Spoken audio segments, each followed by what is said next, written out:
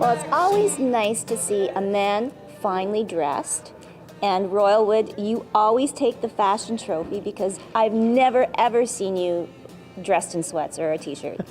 No, I don't generally. I mean, when I'm at the farm, I wear a beat up piece. A farm? You on a farm? I own a farm, yeah. I grew up on a bunch of Get farmland. out. I grew up with a bunch of cattle, like 110 acres outside of Peterborough. And I bought the farm about 3-4 years ago and turned it into an organic farm. So Cool. a bunch of young 20-year-olds all run it for me, and my studio's out there. But when I'm there, yeah, I'm dirty. I'm beat up jeans and an old t-shirt.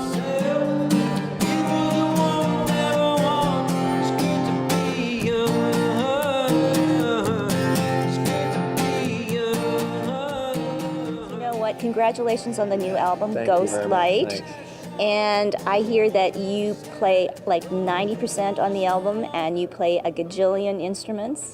Is that just being a little manic and taking self-control?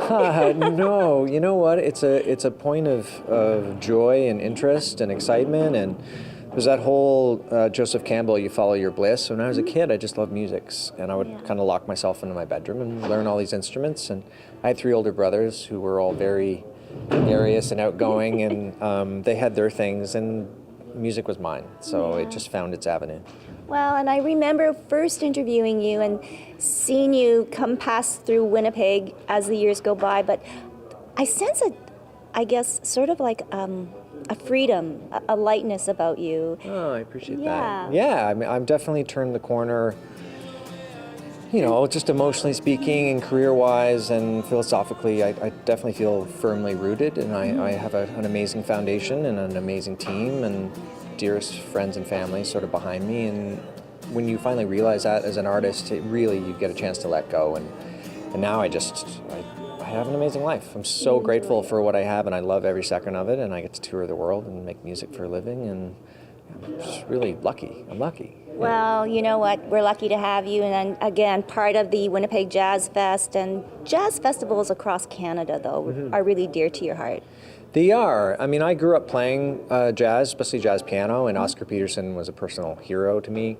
And that's one of the reasons why I went to McGill University, was just to be around Montreal and be around their jazz fest. And my first jazz fest I ever went to was seeing Ray Charles at the Montreal Jazz Fest when I was 19, and I always swore I'd be there one day. You know, I turned to my friends and I want to be on these stages, and now I get to say that. You know, I'm doing 2 nights Montreal Jazz Fest this year, so it's a good time in my life.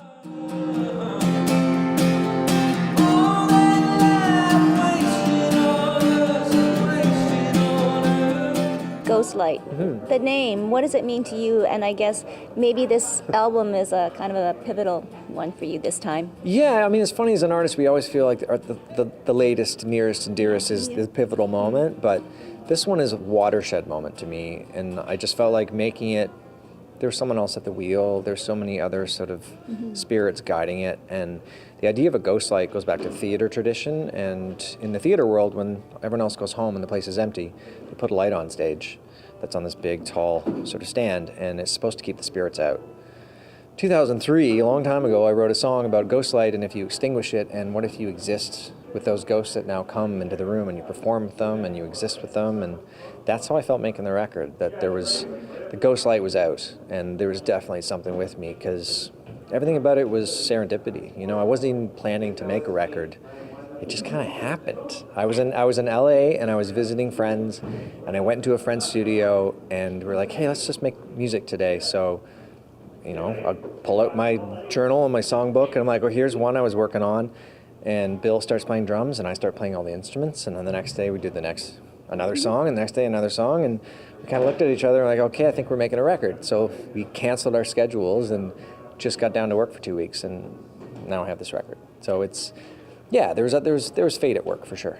Well, the record ghosts obviously were in the room. We are so happy, and forever let the ghost light shine. Thank you so much, Royal. Thank you very much.